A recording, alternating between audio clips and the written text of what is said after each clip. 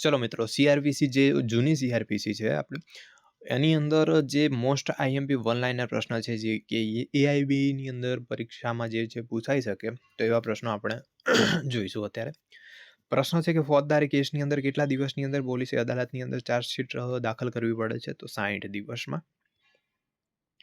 વચગાળાના હુકમો સામે રિવિઝન થઈ શકે છે? તો કે ના. રેફરન્સની અંદર પક્ષકારો કોણ હોય છે? તો અદાલત. રેફરન્સ કોને થઈ શકે? તો હાઈકોર્ટને. ફરિયાદ કોની સામે થઈ શકે? તો જાણીતી કે અજાણી કોઈ વ્યક્તિ સામે. અન્વેષણ કોણ કરી શકે છે? તો પોલીસ. અનિગૃહણીય ગુનો એટલે શું? તો જે ગુનાની અંદર પોલીસને વગર વોરંટે ધરપકડ કરવાની સત્તા નથી તે. ચલો આગળનો પ્રશ્ન જોઈશું કે નિગૃહણીય ગુનો એટલે શું? તો જે ગુનાની અંદર પોલીસને વગર વોરંટે ધરપકડ કરવાની સત્તા છે તેવો ગુનો. નેક્સ્ટ પ્રશ્ન છે કે પોલીસ રિપોર્ટ એટલે શું? તો ક્રિમિનલ પ્રોસિજર કોડની કલમ 173(2) પ્રમાણે પોલીસ અધિકારીએ મેજિસ્ટ્રેટને મોકલેલ જે અહેવાલ હોય છે એ પોલીસ રિપોર્ટ કહેવામાં આવશે. આગળનો પ્રશ્ન છે કે વોરંટ કેસ એટલે શું? તો દેહાંત દંડ, આજીવન કેદ કે 2 વર્ષથી વધુ સજાને પાત્ર ગુનો, જે 2 વર્ષથી વધુ સજાને પાત્ર ગુના સંબંધિત જે કેસ હોય છે એ વોરંટ કેસ તરીકે ઓળખવામાં આવશે. પ્રશ્ન છે કે સમન્સ કેસ એટલે શું? કે જે વોરંટ કેસ નથી તે સમન્સ કેસ તરીકે ઓળખવામાં આવશે. સમન્સ કેસની વ્યાખ્યા પણ એ જ પ્રમાણેની છે. વોરંટ કેસના કેટલા પ્રકારો પડે છે? તો 2 પ્રકાર પડે છે: પોલીસ ફરિયાદથી થયેલ કેસ અને ખાનગી ફરિયાદથી થયેલ કેસ. દરેક જિલ્લા માટેના પબ્લિક પ્રોસિક્યુટરની નિમણૂક કોણ કરે છે? તો રાજ્ય સરકાર દ્વારા કરવામાં આવશે. પબ્લિક પ્રોસિક્યુટરની નિમણૂક માટે ઓછામાં ઓછી કેટલા વર્ષની વકીલાતની જરૂરી હોય છે? તો 7 વર્ષની. અને સ્પેશિયલ પબ્લિક પ્રોસિક્યુટરની નિમણૂક માટે ઓછામાં ઓછી 10 વર્ષની વકીલાતની જરૂર પડશે. આવી ગયો ચલો એ પ્રશ્ન. કેટલી વસ્તી ધરાવતા વિસ્તારોની અંદર મેટ્રોપોલિટન અદાલત હોય છે? 10 લાખ કે તેથી જે વધુ વસ્તી ધરાવતી કોઈ શહેરની અંદર વસ્તી હોય તો ત્યાં મેટ્રોપોલિટન કોર્ટની જરૂર પડતી હોય છે. પ્રશ્ન છે કે સેશન સત્ર અદાલતની સ્થાપનાની જોગવાઈ કઈ કલમની અંદર કરવામાં આવેલી છે? તો કલમ 9 ની અંદર. સેશન અદાલતની રચના કોણ કરે છે? તો રાજ્ય સરકાર દ્વારા.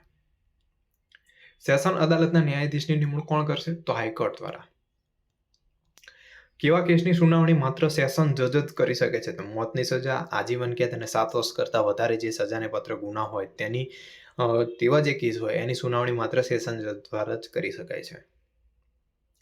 એડિશનલ સેશન જજ કેટલી સજા ફરમાવી શકે છે? તો કાયદાની અંદર નિર્મિત કોઈ પણ પ્રકારની જે સજા હોય છે એ ફરમાવી શકે છે. આસિસ્ટન્ટ સેશન જજ કઈ સજા ન ફરમાવી શકે? તો મોત, આજીવન કેદ કે 10 વર્ષથી વધુ જે કેદની સજા હોય એ ફરમાવી ના શકે.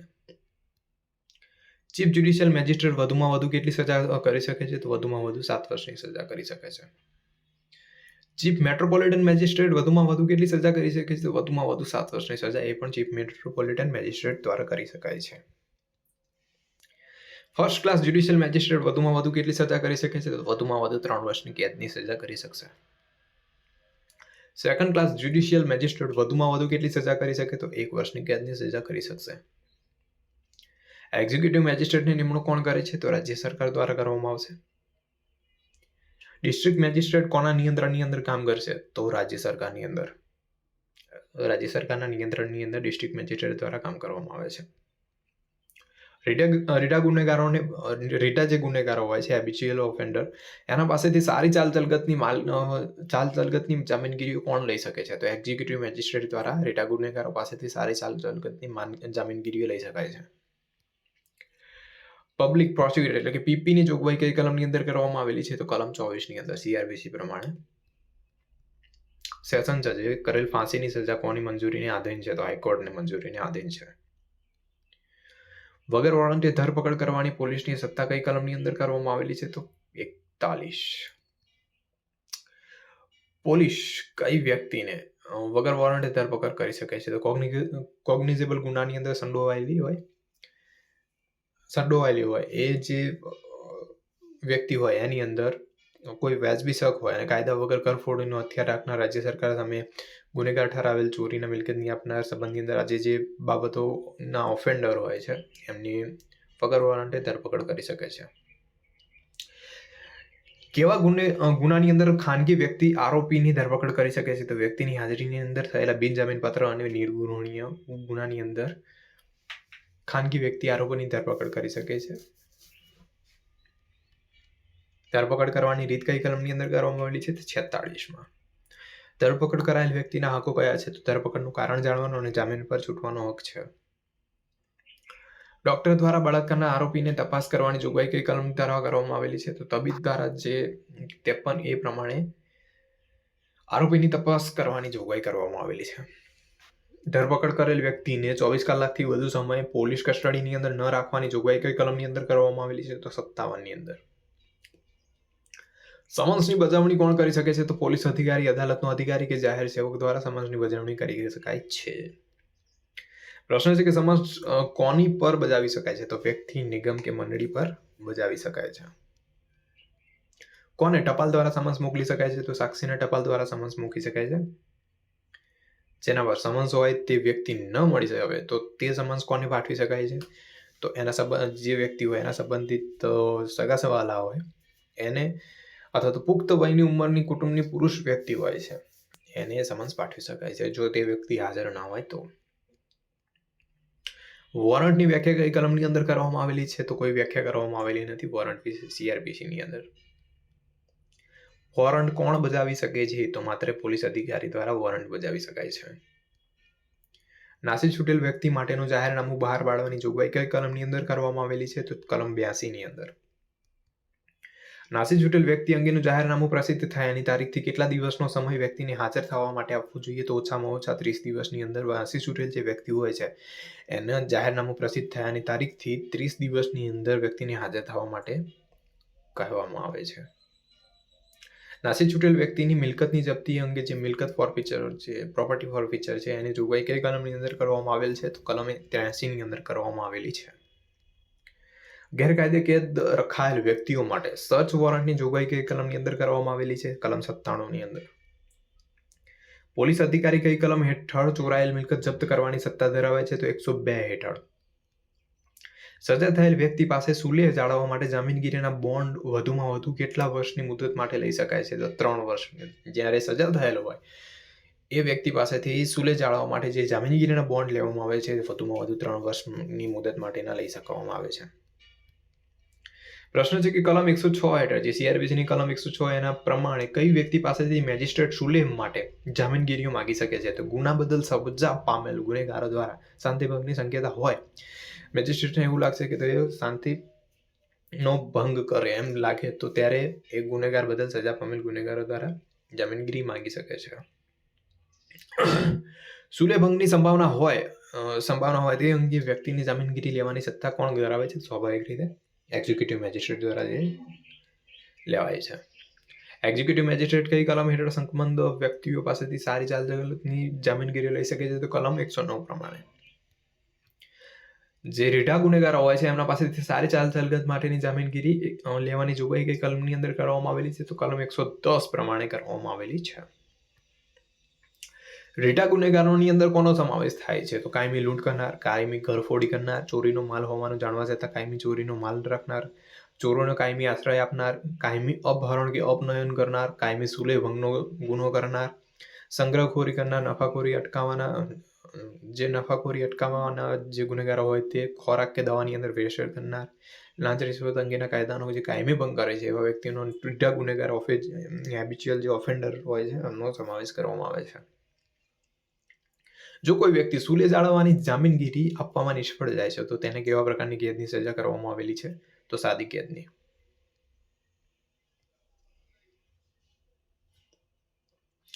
પત્ની, બાળકો અને મા બાપના ભરણપોષણની હુકમ કરવાની જોગવાઈ કઈ કલમની અંદર કરવામાં આવેલી છે? તો 125 પ્રમાણે. CRPCની 125ની કલમની અંદર પત્ની, બાળકો અને મા બાપના ભરણપોષણની જે હુકમ કરવાની જોગવાઈ છે 125 પ્રમાણે કરવામાં આવેલી છે.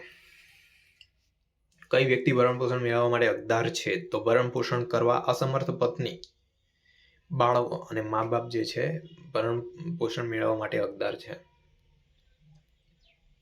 શું અનરોષ બાળક ભરણપોષણ મેળવવા માટે હકદાર છે? તો કે હા.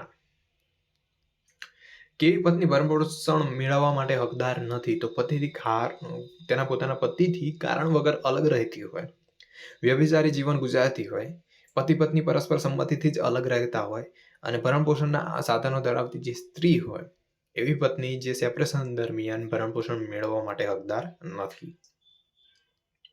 કેવા બાળકો ભરણ પોષણ મેળવવા હકદાર નથી? તો પરણિત પુત્રી હોય, પુખ્ત વયના જે બાળકો હોય પોતાના પિતા અથવા તો તેના જે વાલી હોય કાયદેસરના એમના પાસે ભરણ પોષણ મેળવવા માટે હકદાર નથી. ભરણ પોષણનો હુકમ કોણ કરે છે? તો ફર્સ્ટ ક્લાસ જ્યુડિશિયલ મેજિસ્ટ્રેટ દ્વારા ભરણ પોષણનો હુકમ કરવામાં આવે છે. શું મા બાપ પોતાની પુત્રી પાસેથી ભરણ પોષણ માંગી શકે છે? તો કે હા. પતિની કઈ બાબતને પત્ની માટે ભરણ પોષણ મેળવવાનું વાજબી કારણ ગણવામાં આવે છે? તો જો તેણે બીજા લગ્ન કર્યા હોય અથવા તો રખાત રાખતો હોય તો તેઓ પતિ તેની પત્નીને ભરણ પોષણ માટે વાજબી કારણ ગણવામાં આવે છે. શાહબાનુનો જે કેસ છે એ કઈ બાબત સાથે જોડાયેલ છે? તો મુસ્લિમ મહિલાના ભરણ પોષણ અંગેનો જે છે કેસ છે. ભરણ પોષણ મેળવવાની કાર્યવાહી કઈ કલમની અંદર કરવામાં આવે છે? તો કાર્યવાહી 126 હેઠળ. મેજિસ્ટ્રેટ કઈ કલમ હેઠળ ભરણ પોષણ માસિક ભથ્થાની અંદર ફેરફાર કરી શકે છે? તો 127 હેઠળ. મેજિસ્ટ્રેટ કઈ કલમ હેઠળ જાહેર ઉપદ્રવ દૂર કરવાની શરતી હુકમ કરી શકે છે? તો 133 પ્રમાણે. મેજિસ્ટ્રેટ દ્વારા જાહેર ઉપદ્રવ દૂર કરવાનો હુકમ હંમેશા કેવા પ્રકારનો હોય છે? તો શરતી. ઉપદ્રવના તાકીદના કેસો અથવા તો આસક્તિ ભય અંગે મેજિસ્ટ્રેટ કઈ કલમ હેઠળ હુકમો કરી શકે છે? તો 144 હેઠળ. 144ની જે કલમ છે એના પ્રમાણે કરાયેલો હુકમ કોને સંબોધીને હોય છે? તો પ્રજાને અને સામાન્ય જનતાને સંબોધીને કરવામાં આવે છે. કલમ 144 હેઠળના આદેશોનો હેતુ શું છે મુખ્ય? તો જાહેર ઉપદ્રવતા અટકાવવાનો, જાહેર સુલેહ શાંતિનો જે ભંગ થતો હોય છે એને અટકાવવાનો, હુલ્લડ અટકાવવાનો, મિલકતની વ્યવસ્થા જાળવવાનો હક છે 144 પ્રમાણે. કલમ 144 હેઠળ આદેશ હુકમ થયાની તારીખથી વધુમાં વધુ કેટલા મહિના અમલમાં રહેશે? તો 2 મહિના સુધી. કલમ 144ની પ્રમાણે હુકમ થયા પછી મેજિસ્ટ્રેટ તેને વધુમાં વધુ કેટલા સમય માટે લંબાવી શકે છે? તો 6 માસ સુધી. 144ની કલમ હેઠળનો હુકમ વધુમાં વધુ કેટલા મહિના સુધી અમલમાં રહી શકે? તો 8 મહિના સુધી. કઈ કલમ હેઠળ પોલીસ અધિકારી નિગૃહણીય ગુનો અટકાવવાના દરમિયાનગીરી કરી શકશે? તો 149. કઈ કલમ હેઠળ પોલીસ અધિકારી નિગૃહણીય ગુનો થતો અટકાવવાના મેજિસ્ટ્રેટના વોરંટ વગર ધરપકડ કરી શકે છે? તો 151 હેઠળ. એફઆઈઆરનું પૂરું નામ થાય છે ફર્સ્ટ ઇન્ફોર્મેશન રિપોર્ટ. દરેકને ખ્યાલ હોવો જોઈએ. એફઆઈઆર નોંધાવવાની જોગવાઈ કઈ કલમની અંદર કરવામાં આવી છે? તો 154 હેઠળ. એફઆઈઆર કોની સામે નોંધાવી શકાય છે? તો ગુનો કરનાર જાણીતી કે અજાણી વ્યક્તિ સામે એફઆઈઆર નોંધાવી શકાય છે. પ્રથમ માહિતી અહેવાલ કોણ આપી શકે છે? તો કોઈ પણ વ્યક્તિ દ્વારા ફર્સ્ટ ઇન્ફોર્મેશન રિપોર્ટ અપાઈ શકાય છે. ફરિયાદ કોને કરાય છે? તો મેજિસ્ટ્રેટને કરી શકાય છે. ગુનાની તપાસ કોના દ્વારા કરવામાં આવે છે? તો એ પણ મેજિસ્ટ્રેટ દ્વારા કરવામાં આવશે. કેવા ગુનાનું અન્વેષણ મેજિસ્ટ્રેટના આદેશ વગર પોલીસ કરી ના શકે? તો અનિગૃહણીય જે ગુના છે એનું જે ઇન્વેસ્ટિગેશન છે એ મેજિસ્ટ્રેટના આદેશ વગર પોલીસ અધિકારી કરી શકતા નથી. અન્વેષણની રીત નક્કી કરવાની સત્તા કોની છે? તો ઇન્વેસ્ટિગેશનની જે પદ્ધતિ છે એ નક્કી કરવાની સત્તા પોલીસ અધિકારીની હોય છે. કઈ કલમ હેઠળ પોલીસ સાક્ષીઓને હાજર રહેવાનો હુકમ કરી શકે છે? તો 160 હેઠળ પોલીસ સાક્ષીઓને હાજર રહેવાનો હુકમ કરી શકે છે. પોલીસ કોને તેમના રહેઠાણના સ્થળ સિવાય અન્ય સ્થળે હાજર રહેવા માટે ફરજ ના પાડી શકે? તો 15 વર્ષથી નીચેના વયના જે કોઈ પણ અહીં પુરુષ ભૂલથી લખાઈ ગઈ છે તો 15 વર્ષથી નીચેના વયનું જે બાળક હોય એને અથવા તો સ્ત્રીને તેમના રહેઠાણના સ્થળ સિવાય અન્ય કોઈ પણ સ્થળે હાજર રહેવા માટે ફરજ ના પાડી શકે. પ્રશ્ન છે કે કઈ કલમ હેઠળ અન્વેષણ કરનાર પોલીસ અધિકારી વ્યક્તિની મૌખિક તપાસ કરી શકે છે? તો 161 હેઠળ અન્વેષણ કરનાર પોલીસ અધિકારી વ્યક્તિની મૌખિક તપાસ કરી શકે છે. કઈ કલમ હેઠળ કોઈ સાક્ષીનું નિવેદન પોલીસ સમક્ષ નોંધવામાં આવ્યું હોય તો તેની વિરુદ્ધમાં તે સાબિત કરી શકાશે નહીં? તો 152 હેઠળ જ્યારે કોઈ સાક્ષીનું નિવેદન પોલીસ સમક્ષ નોંધવામાં આવ્યું હોય તો તેની વિરુદ્ધની અંદર સાબિત કરી શકાશે નહીં. 162ની જે કલમ છે એના પ્રમાણે પોલીસ સમક્ષ કરેલ નિવેદનની અંદર નિવેદન કરનારની સહી લેવામાં આવે છે? તો હા, સ્વાભાવિક રીતે તે સહી તો લેવી જ પડે છે. ના લેવામાં આવે.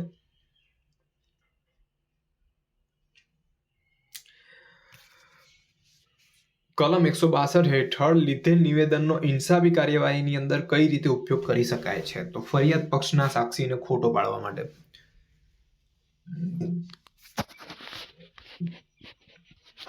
કઈ કલમ હેઠળ મેજિસ્ટ્રેટ કબૂલાતો અને નિવેદનો નોંધી શકે છે?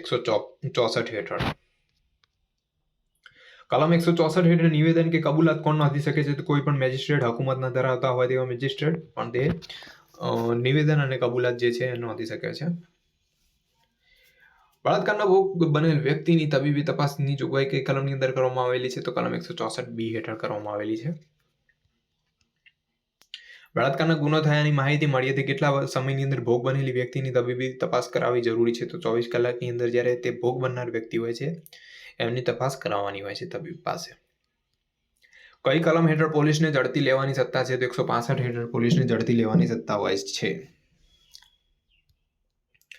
પ્રશ્ન છે કે કઈ કલમની અંદર રિમાન્ડની જોગવાઈ કરવામાં આવેલી છે? તો 167 હેઠળ રિમાન્ડની જોગવાઈ કરવામાં આવેલી છે. રિમાન્ડ માંગવાનું મુખ્ય કારણ શું છે? તો 24 કલાકની અંદર અન્વેષણ પૂરું ન થઈ શકે તો તેમ હોય ત્યારે રિમાન્ડ માંગી શકે છે. પ્રશ્ન છે કે મેજિસ્ટ્રેટ વધુમાં વધુ એકી સાથે કેટલા દિવસની અંદર રિમાન્ડ મંજૂર કરી શકે છે? તો એકી સાથે 9 દિવસના રિમાન્ડ મંજૂર કરી શકે છે.